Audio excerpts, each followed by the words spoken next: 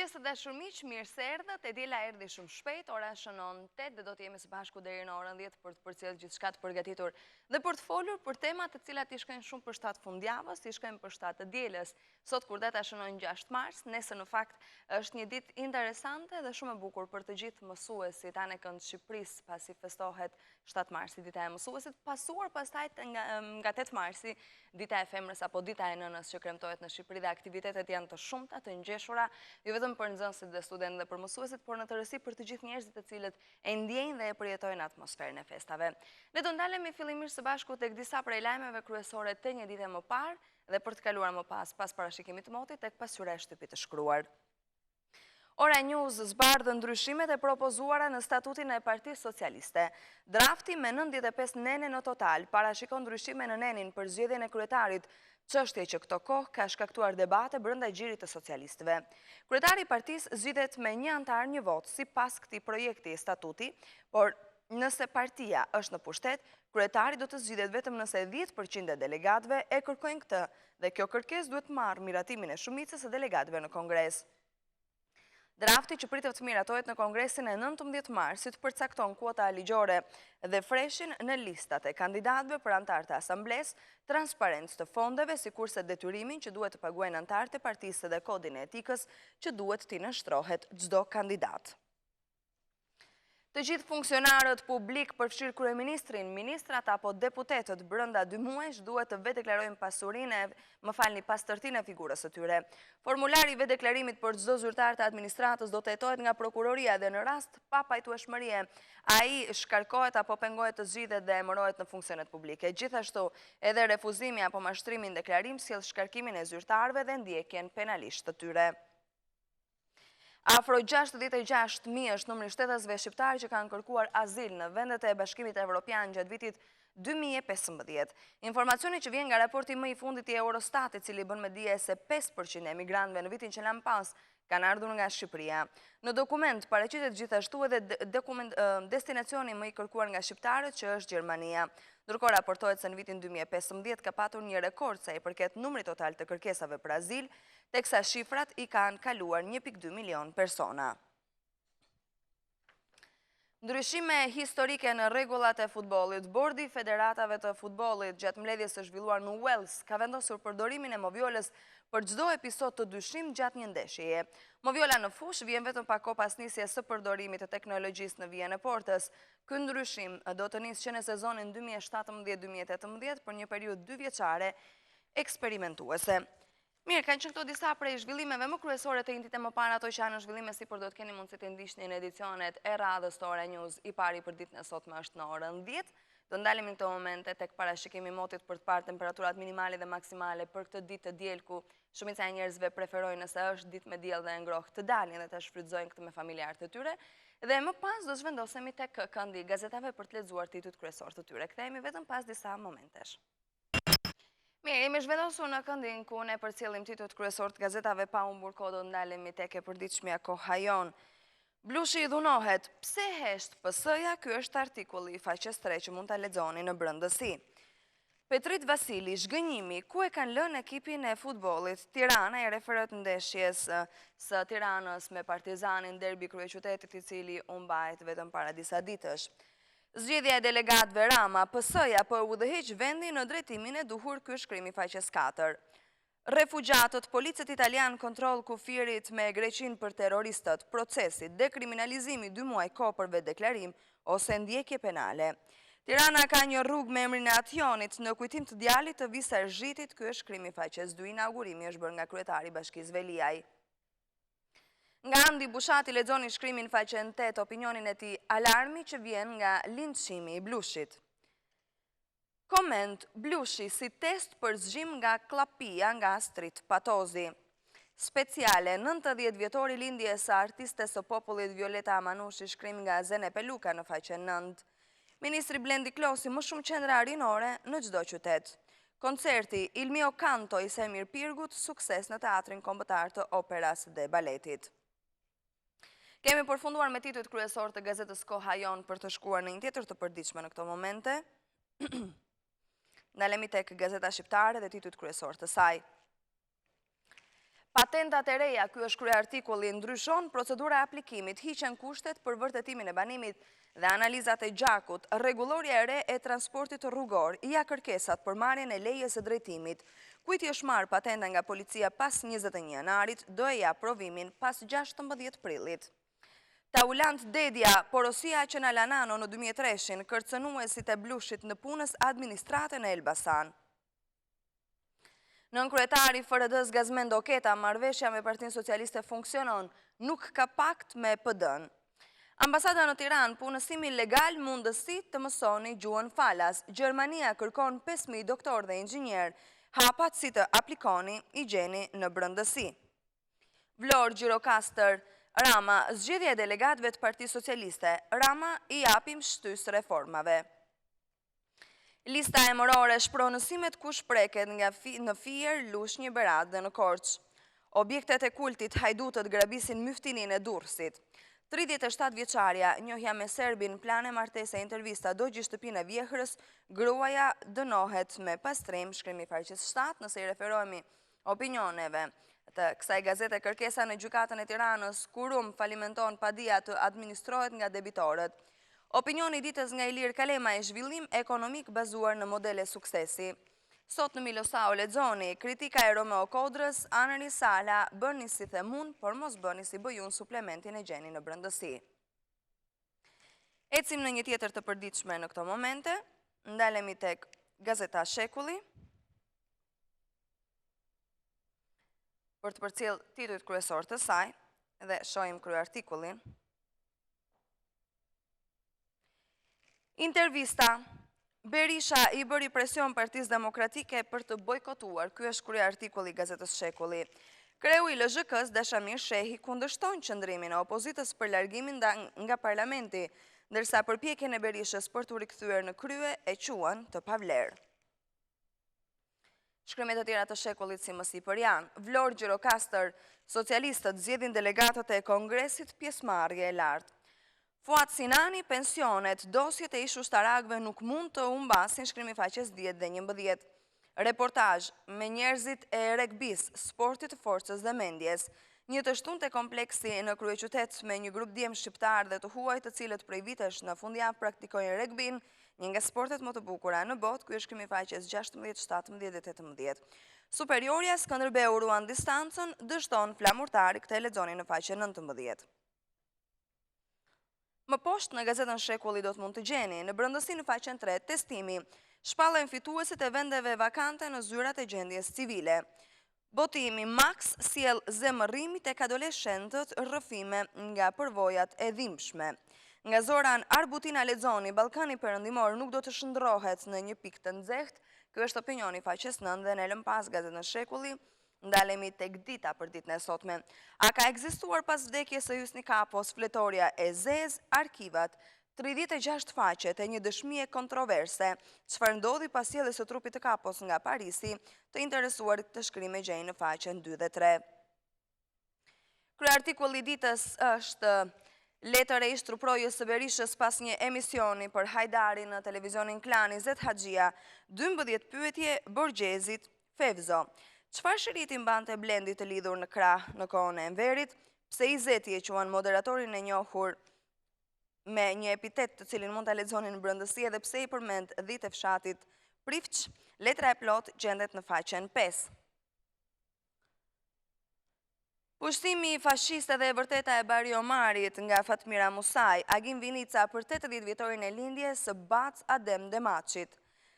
Të lindja shurd të mos dëgjoja mashtrimin, këta janë vargjet nga Arben Duka në brëndësi nga faqet 6 deri në faqet 19. Së fundi, nga Bedri Islami për blushin, ngjarjen e Elbasanit dhe llastimin në politik. Në brëndësi, nga faqja 9 në faqen 21, vizitat për sëmundjet e zemrës, tarifat të reja për ekzaminimet. Emrat, a janë këta 14 gjykatësit e listës së ambasadorit Lu? Memo enciklopedi, njihni kalane famshme antike të Nivicës. Kemi lënë pas edhe e gazetën Dita, jemi zhvendosur tek tema në këto momente, dhe shohim kryeartikullin e kësaj të përditshme. Ndryshimet në ligj, si mund të llogarisni pensionin e pleqërisë, këtë mund ta lexoni në faqen 6 edhe 7. Koço Kogdhima parandjen heqjen e mandatit, shkrimi faqes 3. Antena brënda familjes, 3 tezat e mëdha të doktorit i lexoni në brëndësi me nota humori. Il Basani dhe 31 lagjet me emërtime të kohës Osmane në faqen 10 dhe 11. Editorial nga Merobaze, legjendat rreth legjendave për shkak të një fotoje në faqen 8. Astrid Patozi, Blushi si test për zgjimi nga Klapia në faqen 8 dhe 9. Nga Adni Bushati lexoni alarmi që vjen nga linçimi i Blushit në faqen 9. Enkel Demi shkruan Koçan Kallamoqi në spitalin Partizan, shkrimi faqes 9. Në faqen 4 dhe 5 do të lexoni këtë shkrime, punësimet politike heqin shpresën për administrata profesionale. Jasi manipuloje në Bosdo kryesin e PD-s, këtë mund të lexoni po në brëndësi, dhe së fundi Pentagoni, 2 spion të Teheranit po ushqejnë sulmin ndaj mujahedinëve në Tiranë. Jemi zhvendosur tek e përditshmja nacional për të përcjellë titujt kryesor të saj. Rrëfehet në Nacional, piktori talentuar i hiperrealizmit Ilo Oza ju tregoi historinë e suksesit tim në New York, shkrimi faqes 12. Filmi trajton në masakrat serbe në Kosovë, shbash faqet në Kongresin Amerikan, filmi dokumentar të pa identifikuarit, shkrimi i faqes 7. Të sjellësh në vëmendje ikonën e skenës shqiptare, artisten Hajrie Rondo. Hajrie Rondo, aktoreja që u përjetësua me tanën e famshme nga Valentina Tafa në brëndësi. Editorial nga Flangjoka, refleksion për ditën e mësuesit. Kisha dhe shteti grek, bashkëpunëtor të Napoleon Zevrës nga Hyqmet Zane. Shtëpia botuese nacional boton librin me haiku të Reshida Çobës, flirtoj me universin. Që të mbete i fshehur, Zoti dërgoi poetët nga Fatbardh Rustemi. Në brëndësi do të mund të lexoni të tjera shkrime. Varrez makina është tregim nga Konstantin Damo. Pa dasht kemi fillu me u dasht, poezi nga Ermira Ymeraj. Aktorit Pjetër Gjoka, Shkodra i fal imagjinartit nga Gjahid Bushati. Fisi Zogolli në 100 vjetore në shkollës shqipe të Kryematit, dosier nga Qif Ymeri. Proza do të lexoni nga Ilias Bobaj, Albana Lifshin, Konstantin Damo, Spiro Mhili, Hazir Mehmeti dhe Istref Haxhillari. Ndërsa poezi, lexoni nga Bora Arllati, Abraham Shlonski, Ibrahim Berashi, Langston Hagis, Robert Haim dhe Nahman Bajlik. Zonja e shtëpisë dhe krejt njerëzis nga Migen Arllati dhe promovohen memoria historike dhe kazazet e Durrësit, autorëve Halil Rama dhe Sakip Cami. Kemi përfunduar edhe me Nacionalin, me këtë të përjavshme. Shkojmë tashmë tek Rilindja Demokratike, cila është organi shtypit Partisë Demokratike. Shohim krye artikullin e saj. Koncensioni të VSH-s dalin kontratat e kinezëve, vizita sekrete pas jehonës në media. Drejtuesi i M-Post, Cheng, ka anuluar vizitën në Tiranë. Në vend të tij ka mbërritur për negociatat e koncensionit të VSH-s djali i tij dhe një tjetër drejtor i M-Post, të cilët rezultojnë që të jenë ortak prej një viti të biznesmenit Gazdemi. Kjo kompani është vetë se filiali një kompanie basnësh në Hong Kong që tregton bileta elektronike për bastet sportive dhe lotarit. Të gjitha këto i lexoni në brëndësi të organit të shtypit Partisë Demokratike. Rishitja e Armos, një skeme pist pastrimi parash të pushtetit, transaksioni fundit financiar i shitjes së kësaj kompanie mund të rezultojë një skandal i madh. Kush qëndron pas blerjes së fundit të kësaj kompanie? Ndërtimi tek parku i liçenit sot nis protesta pa afat, shkrimi faqes 7. Ne në fakt për këtë do të flasim vetëm pas disa minutash me një pjesë të shoqërisë civile. Kush fshihet pas koncensionit tjetër tek lotaria kombëtare? Në faqen 6. Ikje masive nga Shqipëria të pestët në botë për azil, këtë e lexoni në faqen 9. Komedime e gazetar shqiptar, shkrim nga Qimpeka në faqen 24. Nga Silvi Bardhi lexoni Parlamenti i kartonëve dhe shitësi ambulant në faqen 24. Të inkriminuarit do të zbohen nga postet 3 ditë pas verifikimit. Zyrtari duhet deklarojë në qoftë se ka qenë ndonjëherë në hetim apo gjykim, apo arrestuar nga organet ligjzbatuese. Dede Ahmeti, historia e rrallë e një shenjtori në Shqipëri në faqen 8 dhe 9, dhe këtu kemi përfunduar edhe me Rilindjen Demokratike. Për të shkuar tashmë te gazetat sportive, ndalemi fillimisht te gazeta Sport Express. Përgjigje e kampionësh, Skënderbeu kthehet plus 4 pik pas fitores në Laç me gola të Prognit dhe Salihit që kap shifrën 21. Korçarët reagojnë si duhet pas barazimit në Ballshë dhe fitores së Partizanit në derbi. Kuksi bëhet i frikshëm, Vllaznia në reaminacion në faqen 5 nën kampionët triumfojnë në Reshit Rusi dhe kërcënojnë Teutën dhe Tiranën për vendin e tretë. Shkodranët vuajnë edhe me 1 pik në 2 ndeshje brenda komplikojnë qëndrimin. Superliga java e 14 dje luajtur ndeshjet Laçi Skënderbeu me rezultatin 0-2, Vllaznia Kuksi 1-2, Teuta Bylisi 1-0, Flamurtari Tërbuni 1-1, ndërsa të premten është luajtur Partizani Tirana derbi kryeqytetit me rezultatin 2-0 për Partizanin. Post derbi të kuiqt herojnë kryeqyteti flet vetëm për ta. Mbrojtësi Renaldo Kalari vlerëson ekipin dhe shigjeton armiqt e merituan fitoren dhe mund të shënoni më shumë, ndërsa Tirana ka shumë presion. Tirana e plagosur, Europa tani është në rrezik serioz, shok psikologjik tek Bardhë e Blut, pas humbjes së vendit të tretë, shpëtimi shihet tek Bashkia që duhet t'i japë pjesën e saj si bashkëpronare e SHA-s. Suksesi Teuta e treta Musna sërish vendimtar në faqen 2, Dursakët mposhtin Bylisin me golin e Elbasanasit dhe parakalojnë Tiranën në renditje. Tani janë brenda objektivit për duhet ta ruajnë këtë pozicion. Gafa lejthit Flamurtari barazim me Tërbunin. Vlonjatët lanë 2 pikë shumë të çmuara në fushën e tyre. Lacoste i kalon në avantazh, por kuqezint nuk janë të aftë të ruajnë rezultatin deri në fund. Kategoria e parjava e 17 fitojnë Korabi e Kastrioti ka akuza për gjykimin. Luftëtari Adel me penalti Apolonia është për rekord dhe grupi A, Korabi Mamurra si 1-0, Besa Erzeni 4-3, Iliria Kamza 2-3, Burreli Kastrioti 0-1, ndërsa sot në Shkodër luhet në orën 15 Ada Beslidhja.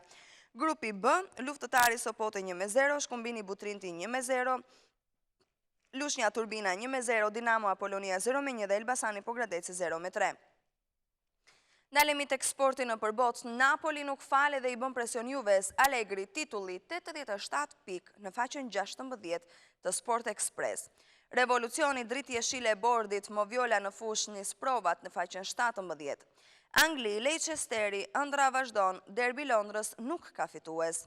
Gjermani, klasikja shumë zhurmë për asgjë, Bayern mbetet plus 5 pik. Spanjë, fitore 7-1 nga djemtë e Zidanit, Ronaldo kthehet përbindësh, 350 gola me Real Madridin. Galaktikët tallën me Celta Vigon, ndërsa Cristiano shuan kritikët në një poker personal, një nga ndeshjet më të bukura në këtë sezon, shkrimi faqes 19 dhe kemi përfunduar dhe me Sport Express për të shkuar në këto çaste tek Gazeta Gol.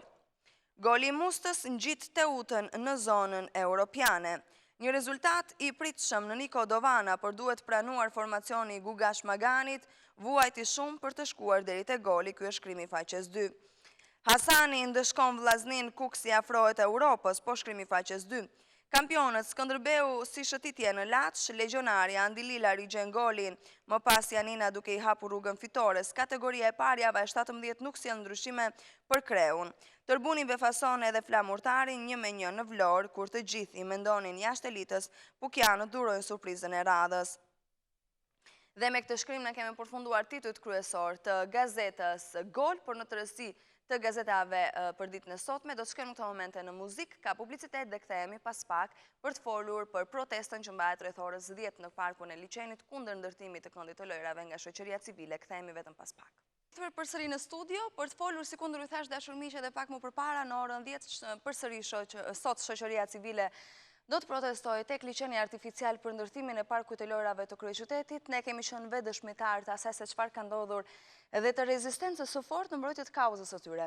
Unë për momentin kam 2 përfaqësues të shoqërisë civile, por që do të vinë më pas edhe 2 të tjerë për ta kompletuar studion në sari në kohë. Duhet të mirë kuptojmë sepse kanë qenë shumë të ngjeshur sa i takon aktiviteteve dhe kauzës që ata mbrojnë. Mirëmëngjes Rezarta Causaj, mirë se erdhe, dhe Artan Gjoni, mirë se erdhët, mirëmëngjesi. Më falni që ju zgjova kaq herët, se e di që do ta keni ditën të ngarkuar. Sot përsëri keni njoftuar një tjetër protestë në orën 10. Si do të organizohet sot dhe sot kam përshtypjen është më e vendosur se ditët e tjera? Faktikisht është në orën 12.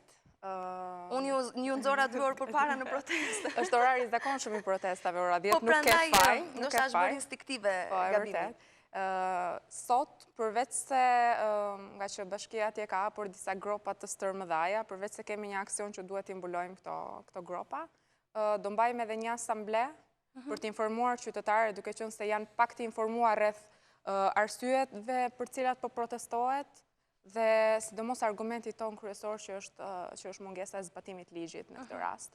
Në sensin që i përmbledhur një fjali, argumenti jo do ishte që ne mendojmë që nëse do ishte zbatuar ligji nga bashkia, nuk ka shans që parku të ndërtohet e parku i liçenit.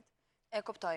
Do më thënë, në tërësinë e gjithë argumenteve që janë thënë, argumente periferike, nuk është thënë pjesa ose fakti. Dhe fakti është që ka një ligj i cili e detyron bashkinë të ndjek një procedurë caktuar për ndërtuar një park që prek hapësirat gjelbëruara dhe prek interesat e qytetarëve. Është thënë të paktën nga kryetari i bashkisë që nuk do të pritet asnjë pemë, do të jenë shumë pak pemë të cilat do të priten ose vetëm ato që e kanë këndin nën 45 gradë sepse prishin infrastrukturën, arkitekturën apo nuk e di si ta përcaktojnë. Ndërkohë unë ndje nga Elian Tanini, i cili është edhe përfaqësuesi i shoqërisë civile dhe që duket sa fytyra më njohur. Duket si iniciatori për shkak edhe të ndoshta mediatizimit, gjithsesi unë e përgëzoj për punën. Dje në rrjetet sociale kishte publikuar shumë disa foto ku ishin pemë të tjera të prera. Ç'po ndodh me parkun?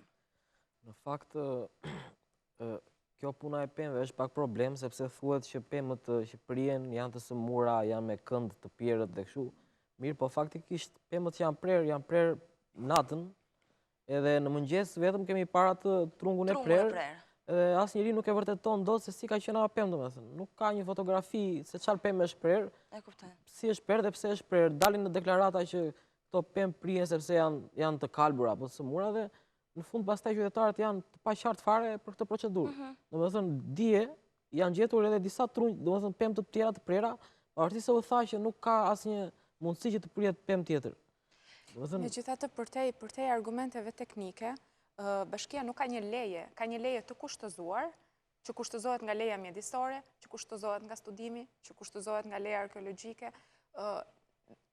Ka një sër procedurat ligjore të cilat e kushtëzojnë, të cilat nuk janë zbatuar në këtë rast, dhe duke mos patur leje, atëherë bashkia në këtë rast po dëmton një pronë publike, sepse kemi antar të ose ministra të...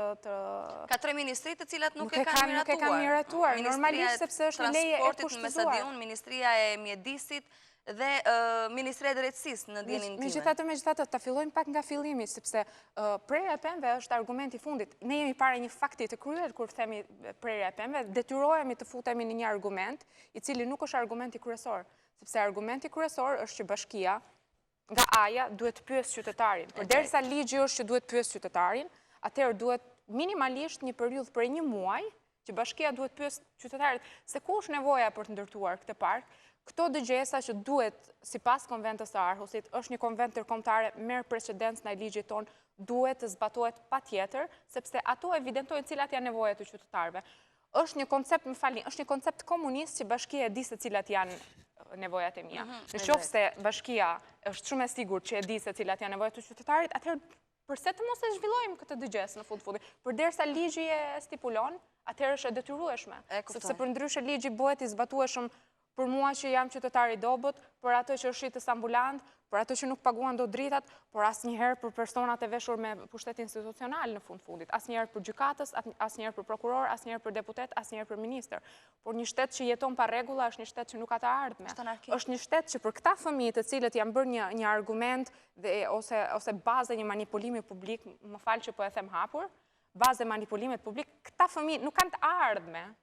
Bashkia mund të ndërtojë 100 parqe. Sa do ta thoja? Për sa kohë zbaton ligjin.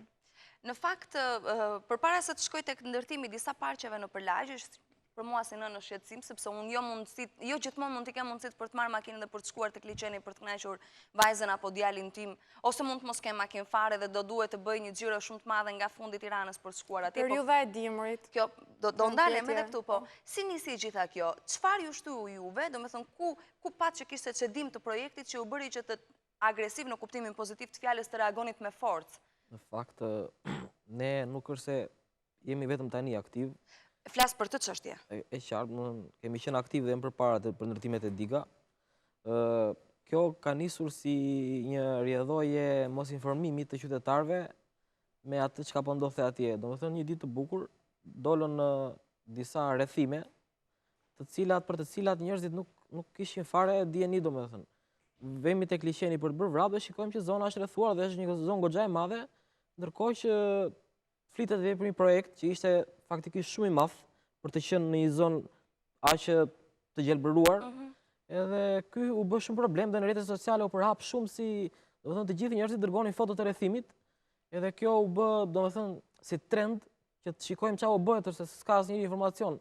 Nuk kishte televizor, nuk fliste njëri, kryetari i bashkisë, nuk është se dha ndonjë informacion çfarë është ky projekt që u bë. Ishte i rezervuar. Domethënë ishin bërë disa takime publike që në faktikisht nuk kanë qenë me publik, po kanë qenë me njerëz partijak dhe njerëzit nuk dinin asnjë gjë për këtë pjesë.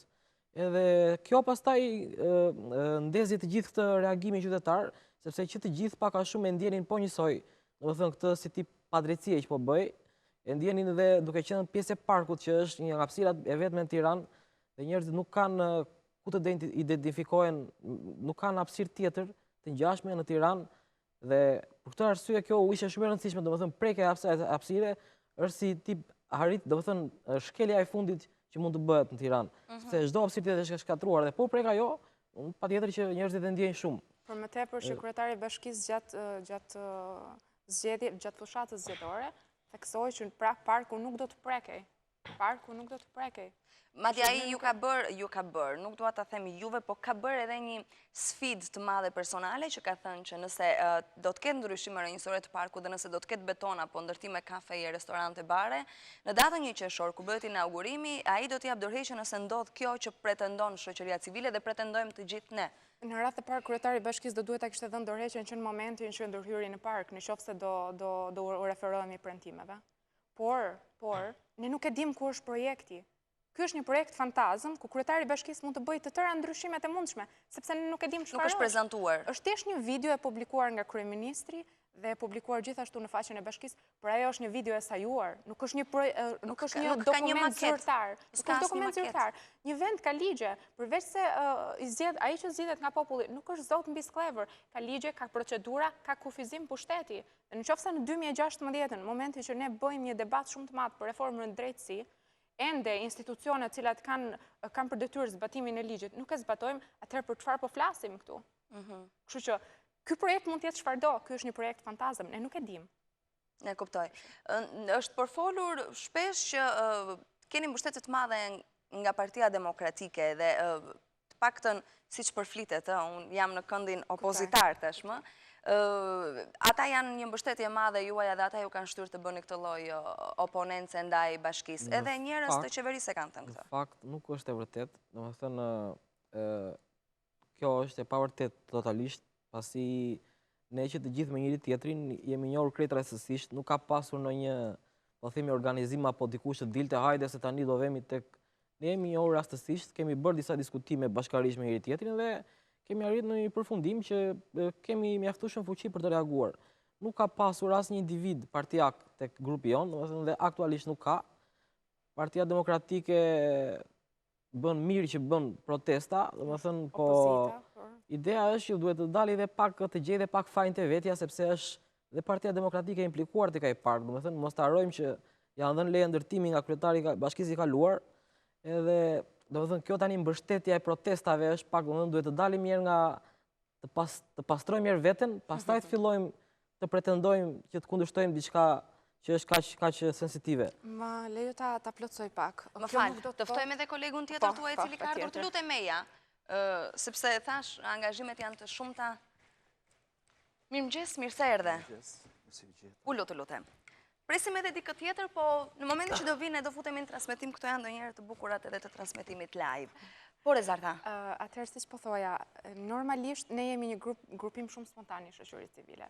Siç e tha dhe Artani, ne jemi njohur në protesta të tjera, ne jemi njohur në shesh praktikisht.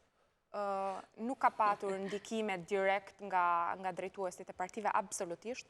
kjo nuk do të thotë se ne nuk mirëpresim qytetarë të PS, LSI-t, PD të na bashkohen. Ne jemi rreth të parë qytetar. Nëse ti je një qytetar që ligjit zbatohet, atëherë ti je me ne dhe ne jemi me ty. E kuptoj. Dhe si qytetar ju ftojmë që të bashkohen, ti bashkoheni protestës tonë. Megjithatë, siç e tham, fajet i kanë të gjitha administratat e mparshme dhe të gjitha qeveritë e mparshme për mënyrën se si është ka të ndisur Tirana. Jam pasuar, pra njëri ka lënë tjetrit edhe tjetri ka lënë ne mendojmë tjetrit. se kemi një lartësi morale ose pikërisht nga ky aspekt më të lartë se partit që të protestojmë. Megjithatë i ftojmë gjithë qytetarët që na bashkohen. Dhe kemi edhe qytetarë që janë të partive të ndryshme. E kuptoj. Por që nuk janë të deklaruar sepse nuk absolutisht jo. Hapësira e shoqërisë civile është për çdo që do ta zaptojë ato. Mirëmëngjes, Klodian Leka, mirë se erdhe. Do të protestoni sot. Çfarë të ka shtyrë për t'ju bashkuar kësaj kauze të gjithë shoqërisë? Shoqërisë civile. Unë jam aktivisti i çështjeve të ndryshme sociale, çështje studentore, punëtore dhe përgjithësi rrafshit publikës. Dhe parku, sipas këndvështrimit tim, nuk është thjesht një rasti izoluar, por shprehje politikave privatizuese që po ndërmerren ndaj dimensionit publik dhe raportit përçmues me qytetarët. Po të kemi parasysh Bashkia e Tiranës para pak kohësh sapo rriti çmimin e biletës autobusit në 40 lekë dhe pse kushtet cilat ofron transporti publik urban sot janë skandaloze dhe lënë mjaft për dëshiruar dhe nuk ka marrë fare në parasysh pjesën e prekur të popullsisë nga kjo rritje e çmimit biletës, që është pjesa periferike, punëtor dhe e keqpaguar. Gjithashtu, ka marrë pjesë edhe në protestën ose më saktë në vendngjarjen, ku Bashkia e Tiranës përmes qindra forcash policore shpronsoi dhunshëm disa banesa ose mund të themi shtëpi modeste të komunitetit rom, ku u shpërfaq një dhunë ose natyra e vërtetë e pushtetit vendore, Kryebashkiaku të ri Tiranës. Gjithashtu kemi parë, çdo ditë shohim se si Kryebashkiaku Veliaj po dhunon dhe po dhunon dhunshëm, po dhunon dhe nuk po e gjej realisht fjalën e dur, po pastron dhunshëm trotuarët e Tiranës nga tregtarët e vegjël ambulant dhe tregtarët gjitha kategorive të tjera, po kryesisht tregtarëve të vegjël. Kjo që po ndodh me parkun e Liçenit është e papranueshme, sepse reflekton marrëdhënien që ka patur pushteti deri më sot, pushteti i gjitha qeverive, i gjitha administratave me hapësirën publike dhe qytetarët, cilët i shikon jo si një detyrim ndaj votuesve, por si çiftlik privat, ku agaj ka drejt bëj ç'të dojë dhe e sheh si pronën e tij. Në orën 12 është protesta e paralajmëruar. Në gazeta Shtypin e shkruar sot ishte njoftuar që protestat do të fillojnë sot dhe nuk do të ndalen. Protestat kanë filluar dhe nuk të ndalen, do ta saktësoja akoma më tej. Akoma dhe më mirë. Absolutisht nuk kemi ndërmend të ndalemi dhe nuk kemi ndërmend as të negociojmë, sepse kur bëhet fjalë për zbatimin e ligjit nuk ka negocim. Ne nuk mund të negociojmë kur ligji nuk është zbatuar. E ri përsëris, një shtet që është pa ligje është një shtet i vdekur. Do më thënë, ky është viti ku kemi reflektuar për këtë fakt më shumë se çdo vit tjetër. Jam dakord. Juve jeni të vendosur për të vazhduar protestën tuaj, Bashkia është të vendosur për të vazhduar projektin me gjithçka që ka. Në fund, projekti është ky që është le të themi si kjo tryeza këtu që është. Për ne ende nuk e kemi pranuar që ai projekt është. Çfarë do të bëni në fund nëse rezulton që juve kishit të drejtë, por ama ajo që është vendosur do të mbahet? Shkova pak më larg. Po, në fakt po. Apo se keni menduar, sepse mendoni që do ketë një tregje? Jo, absolutisht jo. Ne kemi menduar që ne nuk do të rishemi. Dhe ka qenë një plan që këtë javë, por i kushtëzuar nga moti, faktikisht që ne të zaptojmë liçenin. Sapo këto 2-3 ditë me shi të kalojnë, në qoftë se nuk ka patur një tërheqje nga zbatimi i planit, ne do të zaptojmë liçenin, absolutisht. Nuk keni kërkuar një takim me kryetaren e bashkisë? Që dëgjoj, ne kemi të kërkuar, apo jo? Është kërkuar një takim i cili duhet të bëjmë nëpërmjet një ftese publike, që të gjithë mund ta shikonin, domethënë që është bërë ftesa, mirë po na u ofrua një takim në një, domethënë, qofse ftesa u bë për shembull në orën 1, takimi u ofrua në orën 4 dhe ishte krejtësisht e pamundur që të organizohej ky takim, se ishte shumë. Për më tepër, që ne ishte një takim i kushtëzuar nga, domethënë minimalisht, nëse do kemi një farë bisedimi, midis palëve, duhet ketë një ndalim të punimeve. Në qoftë se punimet vazhdojnë, atëherë kjo, më falni, kjo është një farsë e madhe. Është fyerje. Është fyerje, absolutisht, sepse në qoftë se punimet atje vazhdojnë, atëherë kjo bëhet thjesht për aparenca, për çështje aparencash. Kryetari i bashkisë bën sikur bën, se po negocion me shoqërinë civile dhe po dëgjon shoqërinë civile, por nuk po ndodh realisht. Dua të rikujtoj se një nga kritikat që na ka bërë Komisioni Evropian për këtë vit është që shoqëria civile pretendohet sikur dëgohet, por nuk është aktore në vendimarrje. E kuptoj. Në orën 12 sot protesta, do të ketë pranit të shtuar të policisë, sepse duket sikur jo ja u kanë frikën, po gjithmonë mendojnë që do të ketë agravim të çështjes të situatës, të asaj që ndodhi vetëm pak kohë më përpara, ku pati një përplasje fizike ndërmjet shoqërisë civile dhe policisë. Apo juve do të vazhdoni? Shiko, në kohën që po jetojmë, do të thonë jetojmë një kohë që mund ta përkufizojnë si shtet privat dhe policëve. Do të thonë ku policia është mjeti përmes cilës pushteti zbaton vendimet e tij në shërbim të interesave klienteliste. Dhe nuk është çudi, do të thonë pyetja a do ketë policë. Përkundrazi në çdo të shtuar thash se policë sigurisht do ketë. Në protestën ku ne patëm ku policia ushtroi, do të thonë një reprezalje ndaj qytetarëve dhe aktivistëve, mund të themi se kishte nga gjitha llojet e policive, se sot nuk mund të themi se ka vetëm një polici. Ishte polici private, polici bashkiake, e cila është bërë shumë e dhunshme se sa policia shtetërore, kishte policë thjesht shtetëror, madje kishte edhe policë të forcave të shpejta shqiponja, cilët po rrëmbenin dhe po arrestonin protestuesit veshur me maska. Ja ku është situata në cilën jetojmë.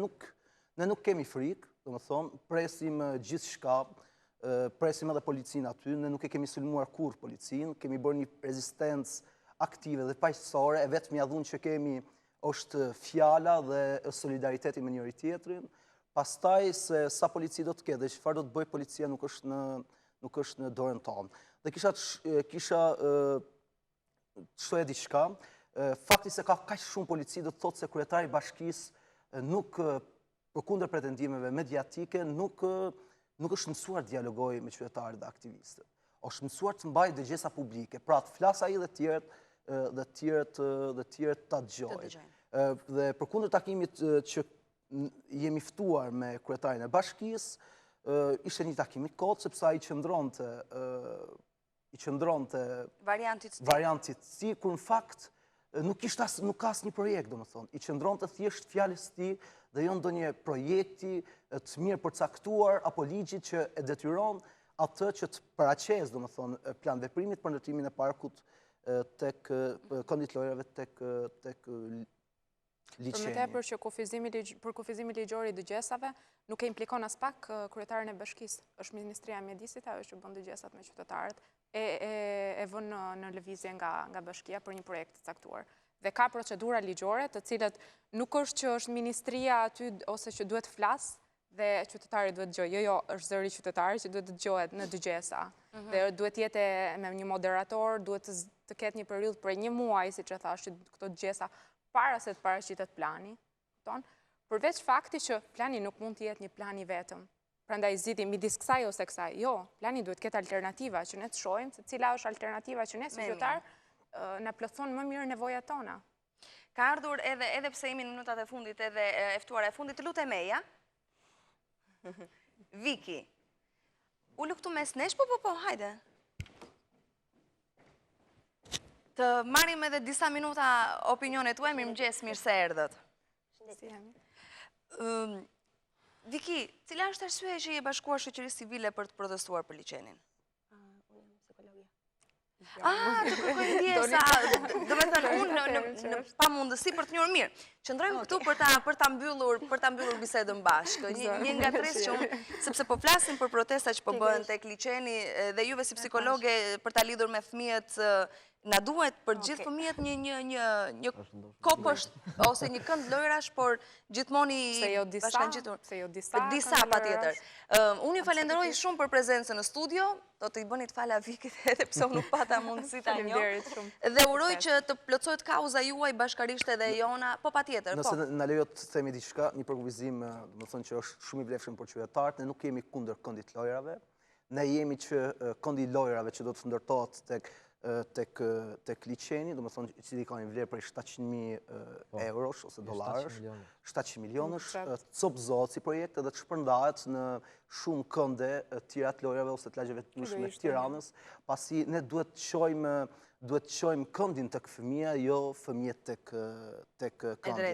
Dhe shumë lagjet Tiranës, sidomos lagjet periferike, Porcelanë, Laprak, Don Bosco, kanë nevojë urgjente që të ndërtojnë, të më thonë, hapësira, dëfrimi për fëmijët dhe pjesëtarët kategorive të ndryshme sociale. Pasiv, janë pikërisht të zonat cilat vuajnë jo vetëm nga norma e lartë e papunësisë, por edhe keq edukimit, por edhe ka nevojë për solidaritet dhe ka nevojë për të ndërtu një hapësirë të përbashkët komuniteti. Se fundit, qyteti nuk është ajo kafeneja ku ne shkojmë të konsumojmë produktet të ndryshme, po është marrëdhënia ose raporti i individit me komunitetin ose kolektivitetin, me njerëzit me cilët jeton. Prandaj ne jemi përkundër spekulimeve mediatike dhe propagandës pushtetit cilët i përdojnë fëmijët në mënyrën më makabre të mundshme, fëmijët, gjyshrit, pensionistët dhe mamat, do më thonë, për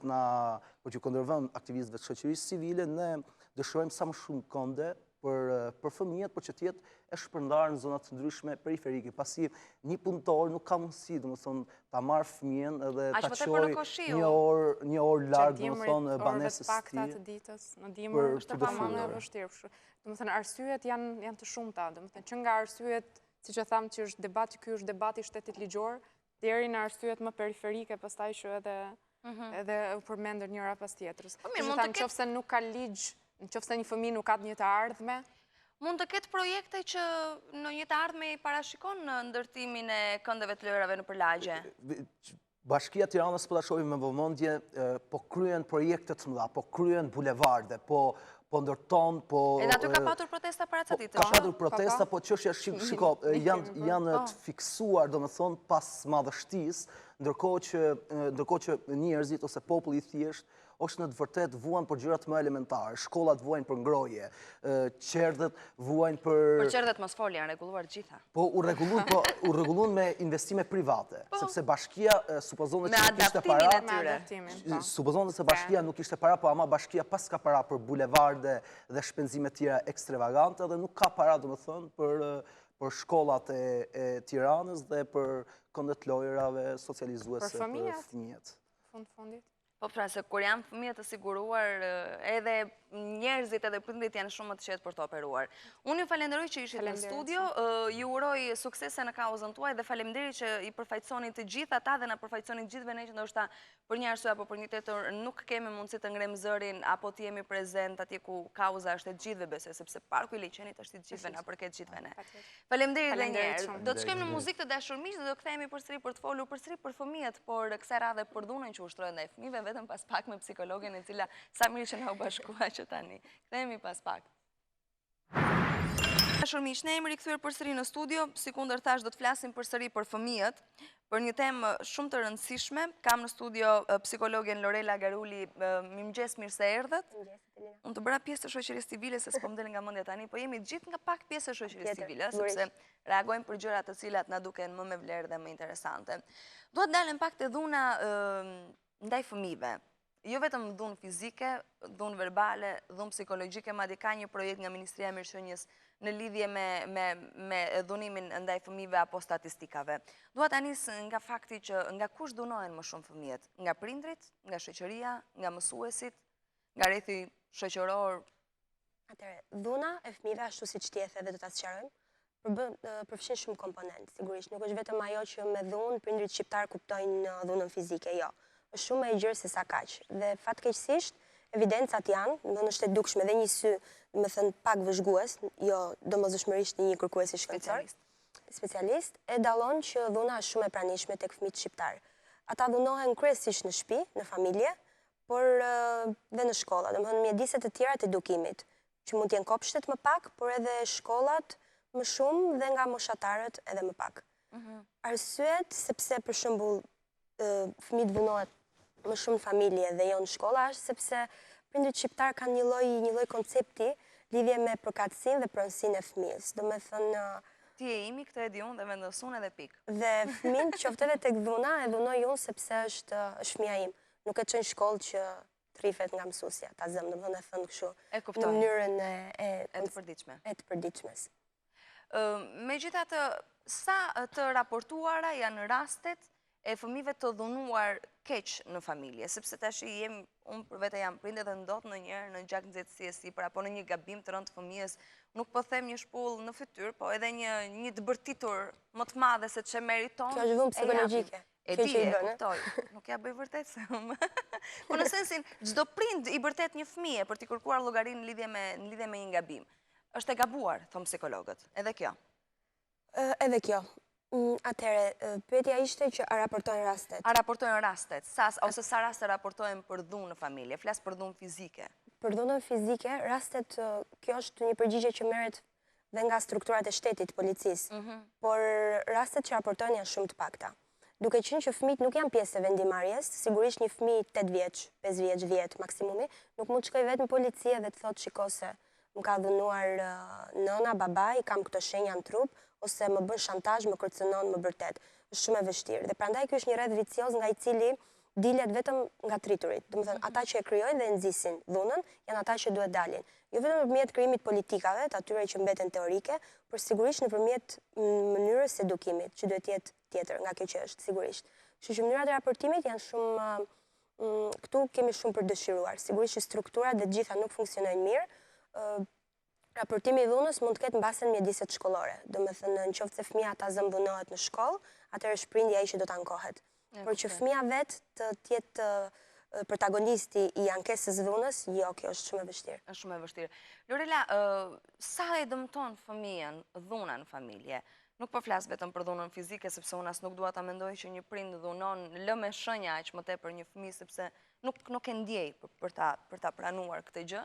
Por dhuna psikologjike, sa e dëmton një fëmijë, sa e ndryth, sa e bën atë që të mos dalë më jashtë vetes në sensin pozitiv të fjalës? Është shumë e vërtet. Dhuna, qoftë domethënë nga format më të lehta, ose pavarësisht se nuk ka forma të lehta kur flasim për dhunë, por nga format më pak të dukshme për syrin dhe deri tek ato shumë dukshme për psikologjinë e njerëzit, është gjithmonë e rëndë, e dëmshme dhe me efekte pafundësisht të këqija. Do të thotë se një shoqëri e dhunuar, sepse nëse fëmijët edukohen kështu, këta do të jenë prindrit e të nesërmes, fatkeqësisht. Atëherë kjo deformon dhe është një lloj domethënë çedukimi dhe deformimi i gjithë psikologjisë së atij populli.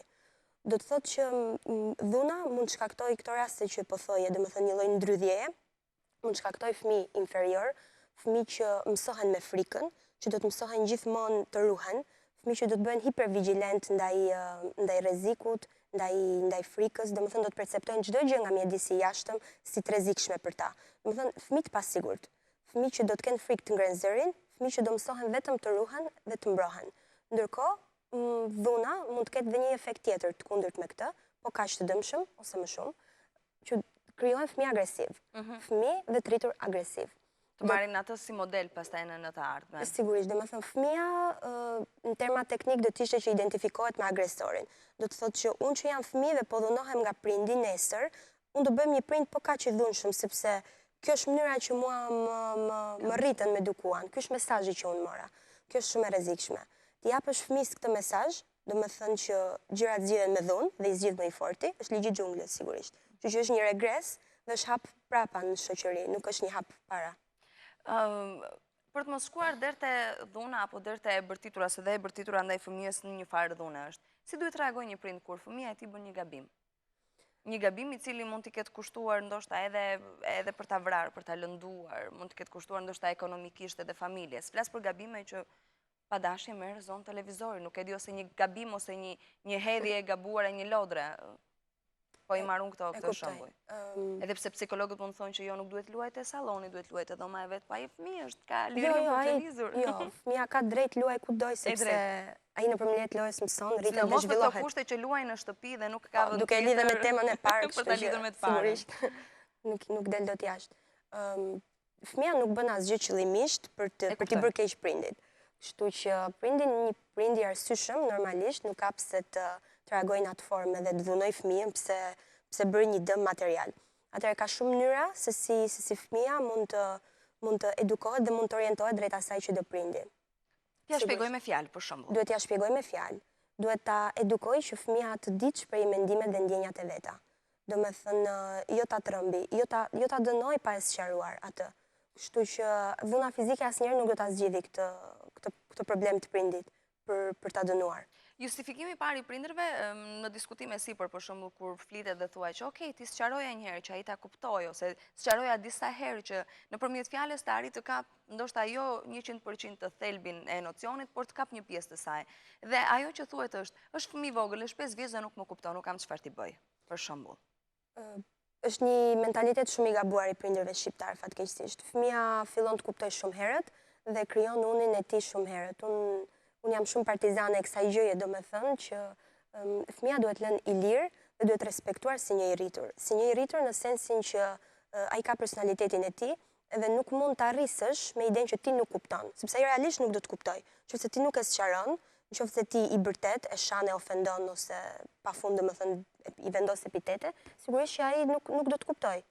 Nuk mund të kuptoj në këtë formë. Kështu që është detyrë e prindit të di të zgjedhë rrugën e duhur për t'u marrë me fëmijën. Është vërtet që një nga justifikimet është ky, ose që dhuna justifikohet si një moment nervash ose impulsiviteti, por gjithsesi jep fëmijës mesazhe shumë të gabuara, që lën shumë gjurmë tek ai dhe nuk të pariparueshme. E kuptoj. Lorela, ke pasur raste vetë kur kanë ardhur prindër nëna, përgjithsisht se baballarët janë ata që i përkthelin më shumë fëmijët edhe ju vjen më shumë pas qefit të tyre. Plas për familjet normale, ku babai nuk ka probleme alkoolizimi apo gjëra të kësaj natyre, sepse ka plot raste që janë vetë baballarët ata që ju dhunojnë keq, jo vetëm fëmijët, por edhe nënat e tyre. Ka pasur raste kur të ka ardhur një nënë e cila ka thënë që unë kam të pamundur të dal dot me djalin apo me vajzën time, më ndihmo si unë duhet ta edukoj atë, ose si duhet të vetë përmbahem për të mos qenë agresive, kaq i fëmijës, qoftë edhe me një të parë keq. E kuptoj. Rastet janë të shumta. Domethënë njerëzit edhe pyesin, mbase po ndërgjegjësohen dhe për rolin e psikologut, kjo është pozitive. Kjo është shumë e mirë. Po. Pyesin edhe sepse realisht ka nevojë për ndihmë prindrit. Do të thoja diçka para se të kthej përgjigje lidhur me faktin që baballarët janë ata që nuk ushtrojnë dhunë edhe që i llastojnë fëmijët. Nuk është tërësisht e vërtetë sepse sipas ka disa evidenca, domethënë nga ato pak studime që janë kryer në Shqipëri, është një studim i para disa viteve mbi këtë çështje, mendohet që nënat janë dhunueset më të shpeshta dhe më frekuente, duke qenë për këtë arsye, sepse ato kalojnë gjithë kohën, domethënë në një pjesë shumë e madhe e tyre, raskapiten gjatë gjithë ditës duke u marrë me punët e shtëpisë, domethënë mund të jenë të frustruara, të lodhura, të stresuara, tek ato drejtohet gjithë gishti, domethënë gjithë përgjegjësia e edukimit dhe mbajtjes së shtëpisë, ndërkohë baballarët janë dhunuesit më të ashpër, domethënë më autoritar. Pse? Marrim rastet që fëmijët dhunohen. Sepse duke qenë një figurë autoritare, mashkullore, qoftë edhe domethënë nga karakteristikat fizike agresive që ka, në rast se ata dhunojnë, i dhunojnë më keq fëmijët. Përse nëna është ajo që është çdo ditë me ata. Qoftë dhe një dhunë fizike ose psikologjike që ajo përdor, është më shpesht në frekuencë në herë domethënë, por është më ulët në intensitet në këtë temë. Eksperiencat janë individuale, personale, dhe më duket e çuditshme që baballarët të dhunojnë. Ndërsa, po më duket shumë e çuditshme, të paktën ndoshta për shkak të edukimit që unë kam marrë nga babai im, apo për shkak të edukimit që bashorti im i jep fëmijës, është individuale. Megjithatë, janë të shumta raste tash kur baballarët janë ata që dhunojnë ekstremisht fëmijët, edhe ka pasur dhe raste denoncimesh. Këto çojnë edhe në krime pastaj, Lorela, kam përshtypjen. Kur fëmia arritet shkon në adoleshencë. Fatkeqësisht po, është ai rasti i dytë që po thoja që fëmijët bëhen agresiv. Domethënë ti mëson që bota funksionon nëpërmjet dhunës. Domethënë që po ti je i fortë dhe po të dhunosh, ti do fitosh sepse kështu do zgjidhesh. Dhe kur je më i madh, je më i rritur dhe ti ngre zërin, atëherë ti do dëgjohesh. Kështu që ky fëmijë merr këtë mesazh dhe sa fillon rritet, bëhet i tillë, identifikohet me këtë model. Dhe problemi është që edhe kur ai vetë të bëhet prind, ai do ta brëndësoj këtë model dhe kështu do të edukojë dhe fëmijët e vet. Dhe për këtë arsye ne akoma sot, domethënë që po flasim, që shoqëria ka evoluar, shoqëritë perëndimore për shembull janë në të tjera dimensione, ne vazhdojmë flasim për dhunën që është e pranishme. Por gjithsesi është shumë e pranishme qoftë nga nëna dhe nga babai dhuna psikologjike. Dhe domethënë evidencë shumë interesante është që nëse do të pyesin prindët shqiptar për shembull, ata e dinë se ç'është dhuna fizike. Nëse ti flet dhunë, një prindi shqiptar, ai do të fillojë të përmendi për shembull goditjet, një shuplak, një shkulje flokësh, shkulje veshi, pickime etj. Ndërkohë, në qoftë se ti do i thuash që shiko se dhunë është edhe kur ti fëmin e neglizhon, kur nuk kujdesesh mirë, dhunë është edhe kur fëmia abuzohet në sensin që nxirret për të punuar, që del për të punuar. Ky është pastaj s'po flasim për rastet e abuzimeve shumë të rënda fizike, prostitucioni, seksuale, trafikimi etj etj.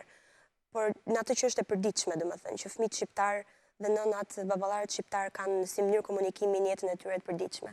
Është dhuna psikologjike që në këtë rast ata për shembull as nuk e marrin fare në konsiderat, nuk e shohin si dhunë. Është një mënyrë komunikimi, domethënë.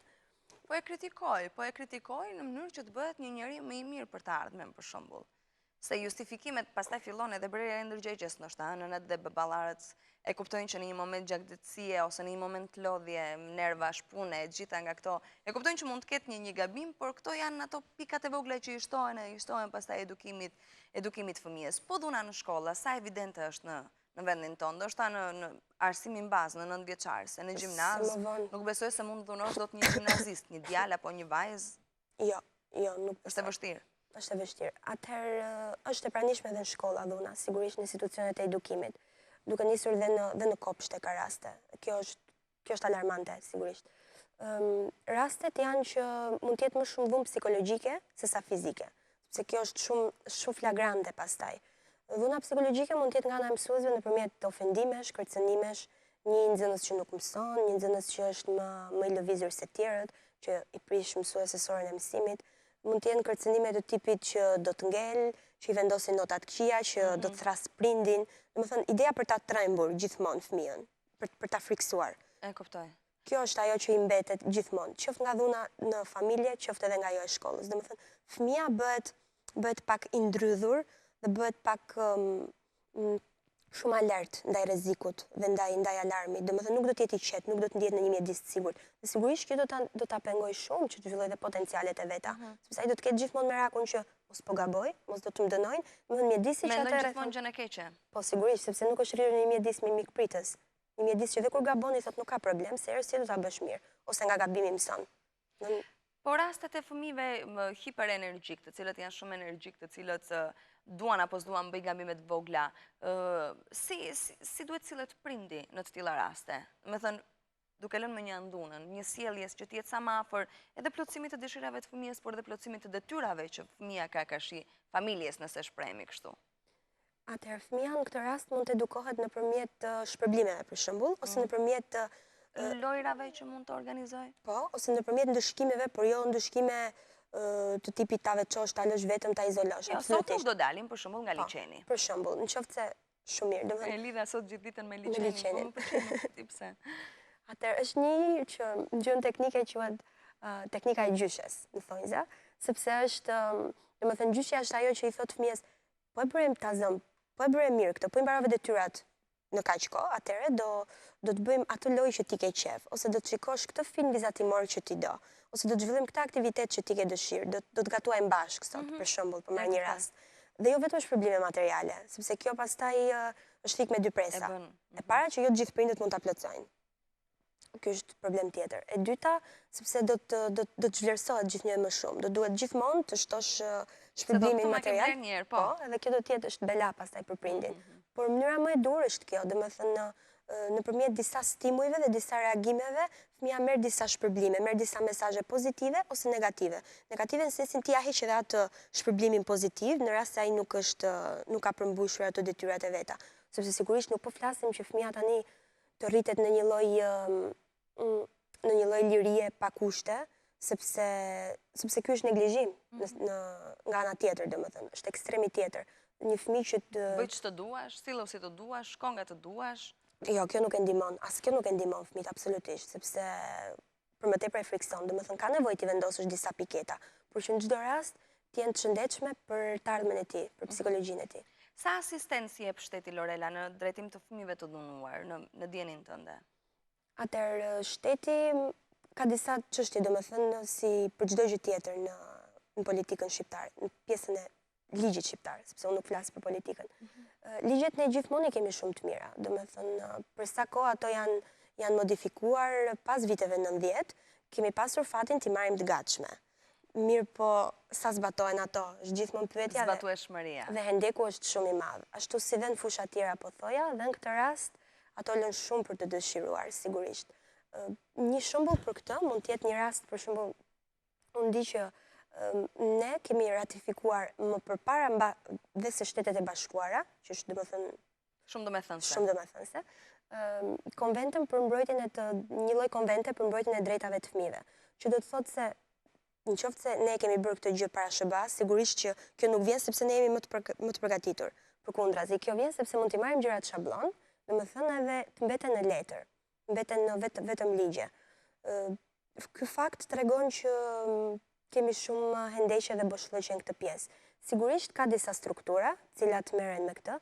Një pjesë shumë e madhe e tyre që bëjmë punën më reale janë disa OJF. Realisht mund të jenë disa institucione ose edhe pjesë e ministrive, për shembull Ministria e Punëve Sociale, e Shëndetësisë, të shanseve të barabarta etj. Etj. Kanë struktura pranë tyre që duhet të merren me dhunën ndaj fëmijëve. Por për sa kohë ka probleme që në bazë, domethënë që në raportimin e kësaj dhune, sigurisht që dhe rastet e mbrojtjes dhe të vënies të drejtës në vend, le të themi kështu, lënë shumë për dëshiruar. Është shumë e vështirë. Le të shpresojmë që do të ndryshojë situata edhe për fëmijët, më së pari unë uroj dhe shpresoj të mos ketë fëmijë të dhunuar, të paktën fizikisht, se nga ana psikologjike dhe kjo është e dëmshme, po ndoshta me kalimin e kohës nëse ndryshon mentaliteti i prindrit, ndryshon edhe mos ushtrimi i dhunës, por të shpresojmë që mos ketë fëmijë të dhunuar dhe për më tepër pastaj shteti të bëj atë që duhet dhe pjesën më të madhe të punës në rehabilitimin e këtyre fëmijëve dhe në rehabilitimin edhe të prindërve, sepse duhet jenë të dyja palët të komfort njëra tjetrës kur bëhet ky rehabilitim. Është një punë shumë e madhe që nuk e bën dot vetëm shteti, sepse është e pamundur, domethënë. Problemi është që këto janë pjesë të mentalitetit tonë. Ja, kuptoj. Dhe për sa kohë mentaliteti është është ai i fundit që ndryshon gjithë mekanizmin në shoqërisë njerëzore, sepse për shembull ligjet I kemi shumë të mira ta zëm. Ndërkohë të mendojmë ndryshe kushton shumë kohë, sforco, përpjekje, sepse duhet folur edhe në kontekst, domethënë duhet folur me këmbë tokë. Është shumë e lehtë themi si duhet, sigurisht, por realisht një shoqëri si e jona që ta zëm në nivelet ekonomike është shumë mbrapa dhe është shumë poshtë ose Është e prishtë akoma ekonomia shumë.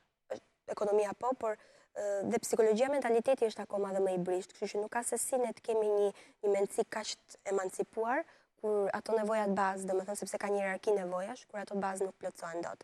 Kështu që kërkon punë nga shteti, media bën një punë shumë të mirë për shembull, qoftë edhe këto janë hapa për përmirësime, dhe pastaj për ndërgjegjësimin e prindërve dhe të edukuesve të tjerë, sigurisht, sepse në qoftë se ta zëm prindi në momentin e ushtrimit dhunës do të ndeshej me një lloj me një person ose me një edukues, me një mësues, me një psikolog në shkollë, me një punonjës social që do I thotë, jo, shiko, prit se kjo që po bën nuk është e saktë, nuk është e drejtë, nuk është e duhur, ti ofroj një alternativë tjetër, mbase ja hap pak edhe horizontin për ta ndihmuar, sepse sigurisht që edhe prindi ka një detyrë shumë të vështirë. Nuk ka shkollë që të mund të mësoj prindërimin. Është e vërtetë.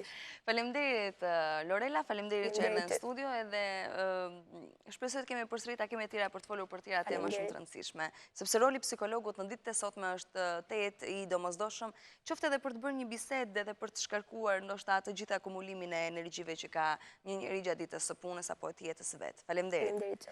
Do të shkojmë në muzikë të dashur miq, reklama dhe kthehemi për pjesën e fundit, do të flasim për art, mos u largoni. Rastësia mbret I botës, sepse rastisi që ditën e sotme ne kishim përzgjedhur 2 këngë nga Whitney Houston, por pse jo për të nderuar figurën e së e cila ka lënë pas një arkiv të madh muzikor në fonotekën botërore, le të themi, të arkivit muzikës. Do të flasim përsëri për muzikë. Arsyeja pse është përsëri në studio me mua brenda një kohe relativisht të shkurtër, po jo dhe shumë të shkurtër, është klipi saj I fundit me titullin I besova. Mirëmëngjes Greta Koçi, mirë se erdhe. Mirëmëngjes Elina. Më fal që ta prisha edhe ty gjumin e mëngjesit, apo nuk je shumë klije pas gjumit? Jo, jam e përgjeshme kështu si natyrë. E di, po e ka fjalën kur nuk ke aktivitete në mëngjes, preferon të flesh deri vonë, apo? Jo, nuk jam gjumashe, se temi, dhe më thonë qohem, herët, nuk është se flet deri vonë, në ndryshim nga motra ime, e vogël. E cila sot nuk erdhi për këtë arsye, po që... Por, jo. Vogël është bjonde, ne jemi 2 brune, po e tolerojmë. Por tek ju vi gjithmonë me kënaqësi, për më tepër kur bëhet fjalë për ty.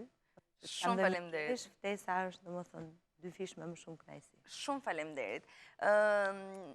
me që se po flisnin për zimin herët, thonë që janë të lumtur ata që zgjohen herët, sepse gjithë rëndesën e ditës ja ulen atyre që zgjohen vonë. Të ka rasti ndonjëherë të zgjohesh në orën 12 drekës dhe thua, sa më dhem koka. Patjetër që po. Është rëndesa ajon që ju lem juve, domethënë kur zgjoheni vonë, ne që zgjohemi që në orën 5 mëngjesit për shembull. Edhe kur nis dita herët si kurtesën më mbarë, ke vërtet. kohë dhe të kryesh më shumë punë, kurse kur zgjohesh vonë është pak problem, por mu më ka ndodhur për arsye sepse Angazhimeve të një natë më përpara për shembull. Për shembull në koncert një natë para je detyruar që s'ke nga shkon, është e lodhshme shumë dhe detyrohesh të lesh deri në 12, ndoshta edhe një ka bërë vakë. Po normal sepse ne ndonjëherë për çef dalim në një diskotek apo në një pub që thjesht e shijon atë që këngëtari këndon edhe ndjen lodhi dhe zgjohesh vonë në mëngjes ose në drek më mirë se po kaloj ora. Jo më kur je vetë. Jo më kur je vetë punosh, ma merr mendja që është shumë e lodhshme.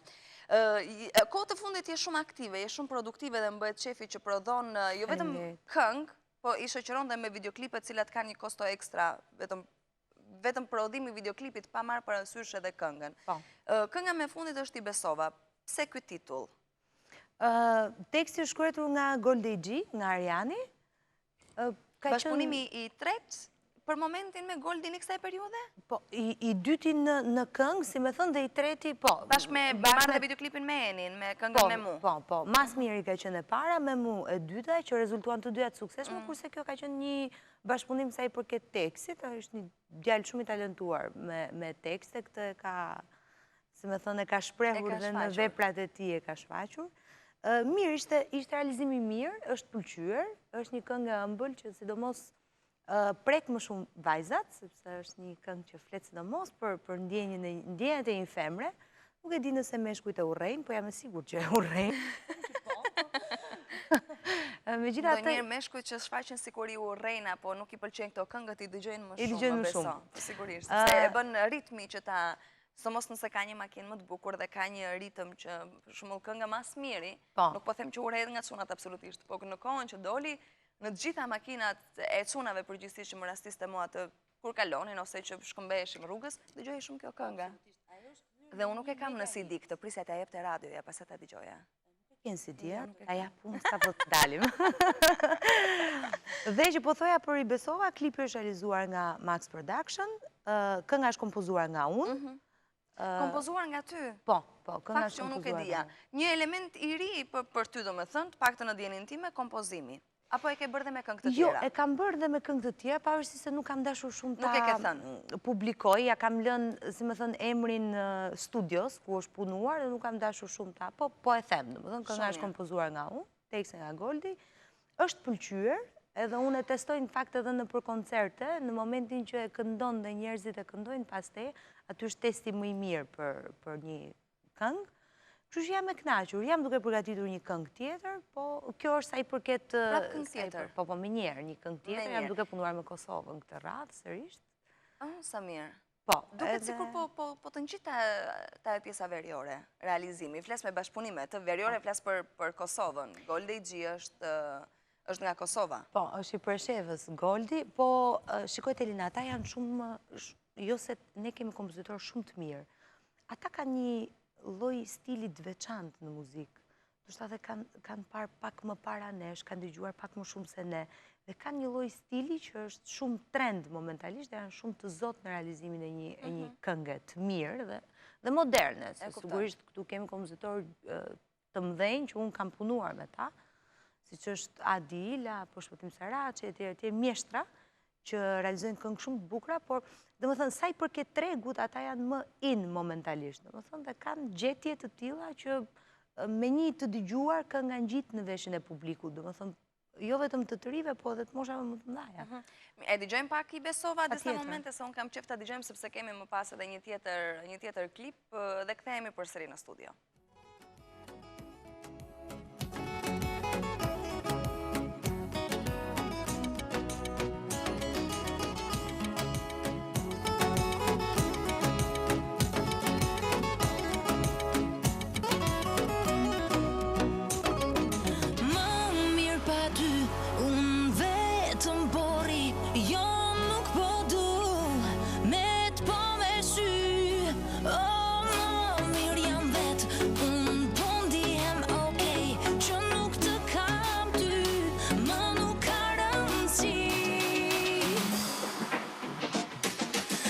besova fjalët tua, kur më thoje shumë të dua, kur të mirën e të keqen, enda je me mua.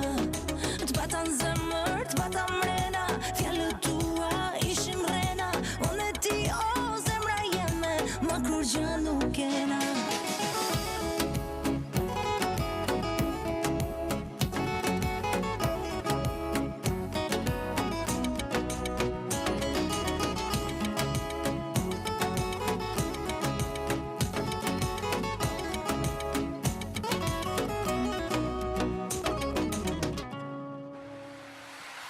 T'njoha si burr, por se dëshmove kur t'pata si tatu, ku do më lëkur.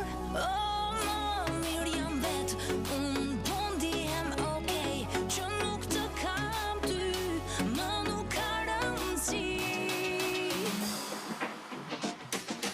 I besova fjalët tua, kur më thoje shumë të dua, kur të mirën e të keqen, enda je me mua.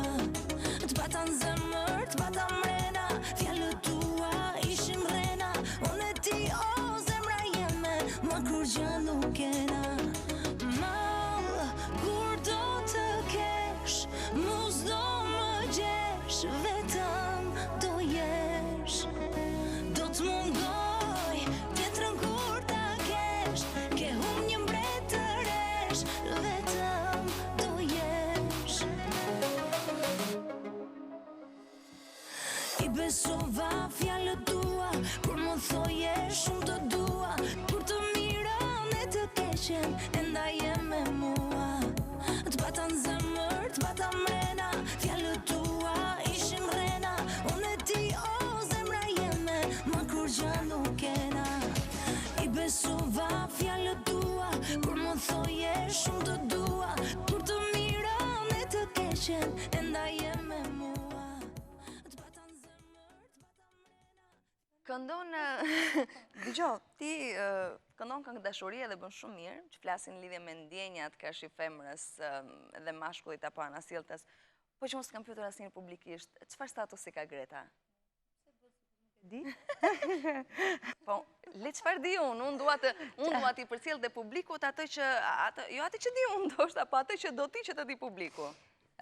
Kur flas për statusin, ndjenjat, nëse je dashuruar, nëse ke një shok në krah, ose nëse ke premisa, apo më si ndihesh? Unë jam jashtë mase e rrethuar me shumë dashuri, vetë profesionit qenit artiste, nuk të lë që të të mungoj kur fjala je shumë e mirë, po të dua shumë, po që ti ke parë Instagramin tim, Absolutisht. që do më thënë nuk pushon kur, edhe unë duat i përshëndes gjithë ata që më kanë bërë follow në Instagram, fansat e mi, do thënë nuk ndalojnë kur se shprehu gjithë dashurinë edhe gjithë mirënjohjen. Tani, Kjo është tjetër gjë. kjo është tjetër gjë, sigurisht. Se unë dua thella ti po dua unë. Nuk jam në një lidhje dhe këtë nuk është se po e them për ose dua të bëj sikur apo pa diskutim që kam dëshirë që edhe në momentin kur të ndodh, të paktën kjo pjesë e Telina të ngele imja. Normale, të sepse tjetë është private. personale. Megjithatë, unë sa mund të dukem shumë trendy dhe moderne, unë jam mësuar ashtu që t'jem tradicionale në të njëjtën kohë. Dhe kam dëshirë dhe në fakt edhe kam premtuar këtë në çdo intervistë që kur më kanë pyetur se ky është interes shumë i madh, kam thënë që në momentin që unë do të kem një lidhje që do të jetë publike, do të jetë bashkëshorti im. Pra nuk kam dëshirë që t'jem pjesë... A të përfitesh për të gjë dhe jo për profesionin? Jo, nuk kam dëshirë. Jo, po dhe nuk kam dëshirë të kem një lidhje që kam një lidhje dhe unë ndau, e i ke parë këto celebrity sot. Jam dakord, ajo është, do thua është në dorë të Zotit, ajo nuk e di ti.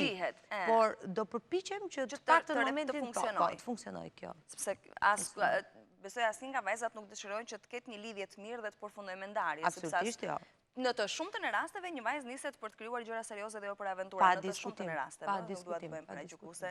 Mirë, edhe këtë pjesën e zauruam, se unë e kisha shumë merak të pyesja në publik, se shu vete kam pyetur shpeshere dhe ngacmohemi ndonjëherë me shaka me këtë pjesën. Ndërkohë, edhe bashkëpunimi me Enin ka qenë shumë i suksesshëm, me këngën me mu. Nuk e di, keni vendosur të keni përsëri bashkëpunim, me keni disa juve bashkë, edhe si jam jetime, edhe me mu dhe me Golde i është më mirë kur je vetëm, apo është më mirë kur këndon me gjithë motrën, me gjithë se Eni ka nxjerrë dhe këngën e fundit, ë? E ka nxjerrë edhe është pëlqyer edhe kënga fundit e Enit. Po, kemi bërë disa bashkëpunime, nuk e di nëse do ketë një të radhës, të paktën përkohësisht se shumë shpejt, domethënë. Edhe po këto që kemi lançuar kanë rezultat të suksesshme dhe kjo e fundit sidomos, që besoj ne do ta ndjekim. Do ta ndjekim, po do ta ndjekim. Edhe kjo ka rezultuar e mirë. Domethënë Eni ka stilin e vet, është pak më ndryshe se unë, po unë jam shumë e kënaqur për gjithë suksesin e saj, se është në moshë të re, duhet thënë, domethënë, po është njëri që ka vullnet edhe punon shumë për. Mua më vjen mirë dhe më bëhet qefi që ka shumë kohë që Eni identifikohet Eni Koçi dhe jo më si motra e Gretës, dhe kjo është një gjë shumë e mirë se reflekton arritjet edhe të vetat. Është vërtet. Dhe kjo është gjë shumë e mirë, sepse ç'është ai njeri që nuk do të identifikohet edhe me motrën apo vllajën se ka të suksesshëm, po edhe vet. Megjithatë, shumë lek harxohen për të bërë një videoklip, për të bërë një këngë. Po, si kaq shumë lek. Po, për mos i thënë, ku i qenë të qito lek. Bëshaka. Në me thënë, është kosto shumë e madhe, e justifikon gjithë kjo kosto punën që ti bën. Në me thënë, atë përkthehet, ti publikon një videoklip, përkthehet kjo në të ardhura financiare, sepse njeriu hedh lek për të marrë pak më shumë lek. Nëse unë do ta kthej tek vetja ime, përgjigjja është po, përkthehet. Po nëse do ta marrim në tërësi, do më thënë, pra një artist, apo i ri, apo edhe me karierë, nuk ka rëndësi kjo, varet se çfarë realizon, do më thënë, Etelina.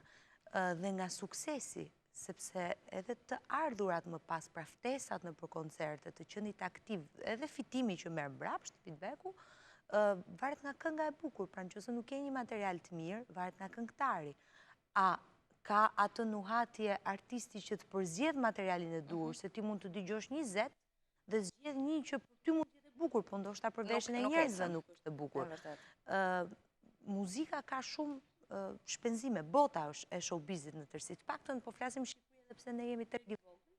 Megjithatë për gjithë ata artistë, vajza e djem që duan të hyjnë në botën e artit, që sidomos brezi i ri kanë më shumë pasion artin, muzikën, kërcimin, po të bërit futbollistë etj.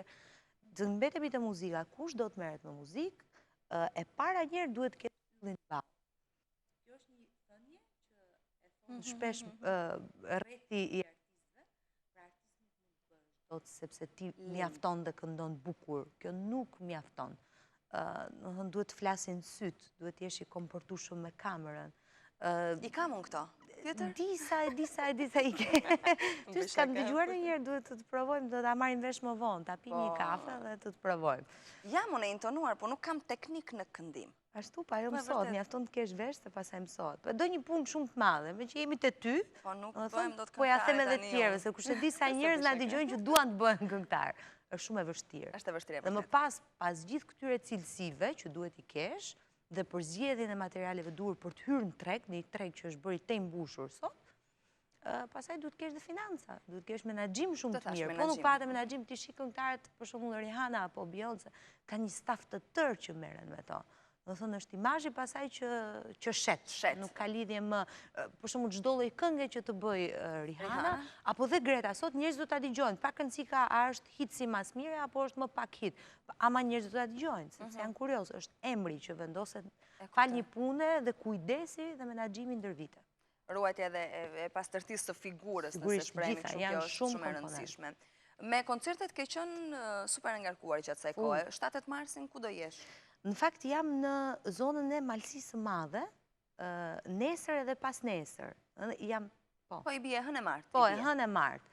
Janë aktivitete me zonjat, se janë festa e gruas. Më pas me datën 13 do t'jem në Elbasan, me datën 19 do t'jem në Itali, 12 do t'jem në Zvicër njëherë, pasaj 13 në Elbasan. Do t'jem në Rinora 4 në Zvicër, diskoteka më e madhe atje. Dhe me 19 në Elbasan. Më thënë, i kam 5 data brenda kësaj javë. Në Europë, në cilin, se vdesim në shqiptarët pyesim sa e ke rrogën, po unë s'dua ta pyes për të pjesën. Edhe unë të the... Jo, mua më bëhet qefit kesh sa më shumë, absolutisht. Fare. S'ma thot këtu se. Se jashtë.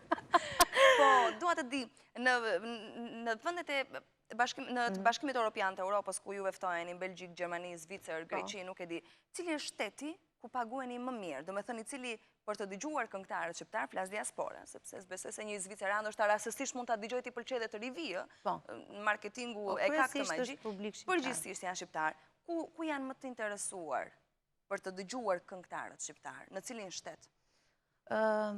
Shiko, atje jashtë, si me thonë, po themi edhe Zvicra apo Gjermania, ku kryesisht në këto shtete ka më shumë publik të Kosovës, se sa të Shqipërisë.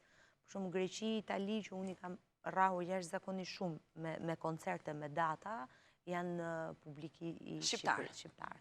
Megjithatë, kudo ka pjesëmarrje shumë të madhe. Ndoshta atje edhe vërshojnë për shkak edhe të mallit që kanë, se ka njerëz për shembull që janë nga 20 vite, 20 e kusur vite edhe nuk janë kthyer. Edhe kur shkojmë ne atje, atyre duket sikur i ka ardhur një pjesë e familjes, si më thënë. Megjithatë, unë do të veçoja këtë pjesën e Zvicrës edhe publiku i Kosovës në përgjithësi, Edelina, jo për t'i bërë qefin, po janë shumë ardashës. Ndryshe nga ne, do më thënë, edhe fundjavat, ne kemi me dy mendje të dalim apo të mos dalim. Dhe në rast se kemi punë nesër, për shumë nuk dalim. Nuk po flasë për vete, po përgjithësi rrethi shoqëror, misia. Nuk dalim se lodhemi, do ngremi lodhemi. Kurse ata kanë, do thënë, ata dalin, po nuk bëhet fjalë për 5.000 vetë, ata dalin 3-4.000 vetë, do më thënë mbushin diskoteka dhe nuk... Pra janë jashtëzakonisht shumë ardashës, gjë që e bën pak më të veçantë publikun e Kosovës. Edhe në pyetjet fundit se jemi limitet e kohës për të dëgjuar dhe më pas këngën me mua dhe për ta mbyllur me të, pse jo. Me angazhimin politik deri ku je? Ç'po ndodh tani? Megjithëse shkoj që je fokusuar tërësisht nga muzika. Po, sepse varet nga momenti, Etelina, nga muajt, nga periudha.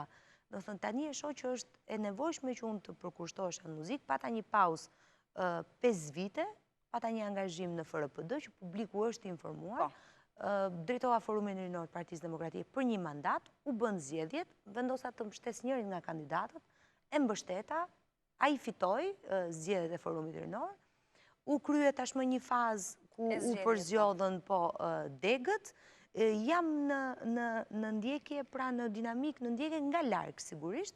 Mendoj që pozicioni politik nuk mund të jetë monopol, pra jam unë aty dhe nuk do ta lëshoj.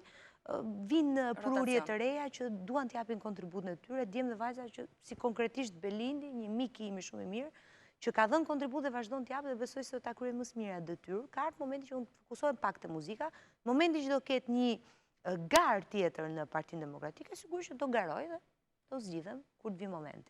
Shumë mirë, mua mbet shefi, faleminderit që ishe në studio. Faleminderit ty shumë. Përshëndes edhe Enin me siguri po na ndjek nëse është zgjuar këtë mëngjes. Gjithë shtëpia po të ndjek. Dhe faleminderit, i përshëndes edhe unë gjithë dhe të uroj sukses edhe në këngën e re që je duke përgatitur. Faleminderit, momenti që do jetë gati do vi ta promovoj këtë. Faleminderit, unë do ta dëgjoj një herë vet, pastaj do ta dëgjojmë këtu publikun si ndodhi edhe me këngën Besova. Dashur miq, ne këtu kemi mbritur në fund, unë ju falenderoj që na ndoqët edhe për të diel. Nesër është data 7, pasuar dhe nga 8 marsi, përfitoj nga rasti për të uruar të gjithë mësuesit, veçanërisht mësuesit e mi të fillores, të gjimnazit, të universitetit, pse jo edhe pedagogët tani që unë kam në këtë fazë të dytë të studimeve, pa diskutim dhe tut, dhe edhe nënat, pse jo, megjithëse ka kohë. Nga nesër në vazhdim do të jeni me Stelën dhe me Gertën, unë ju falenderoj, mirupafshim bashkë. Po hajde më ngat, tjera po ma kanë inat. Veç me ty jam këndira që s'po du mundi. Ti e bedë një si une bedë një si ti. Une bedë një si ti, une bedë një si ti. Fërvi e dridhe venin që unë kom kurëm përmenin. I laci me ta ik flamën, që të bon halla kamën. Veti treti, unë jam shteti, më të mirë ti kom me veti. Zonë të skemi gjumaj mike, mu m'gibije. Energjike, keq ka bojna, në ka hije. Hajte bojna një selfie. Unë ka zë që edhe është mija, të ha zemrë si sabria. Flaka i del sa herë që dojna, vesh në mas miri e bojna. Fina tre se bon kërkush, kut jam unë e bojës rush. Sa her po ta prona, o kama kona. Hajde zemër ti pak mangat. Po kalet Prishtina, kalet Tirana.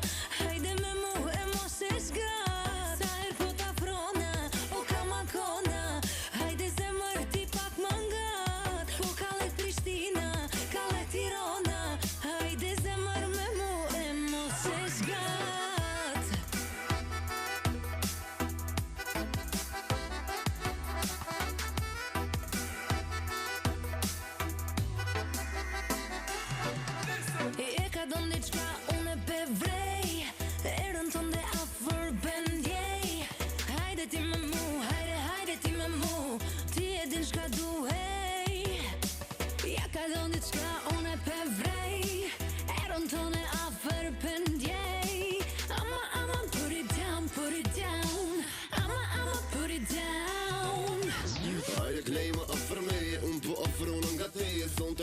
ishte jona. Unë peshet që po takona, nëse ngat na vin dushmona, lën lulia me limona.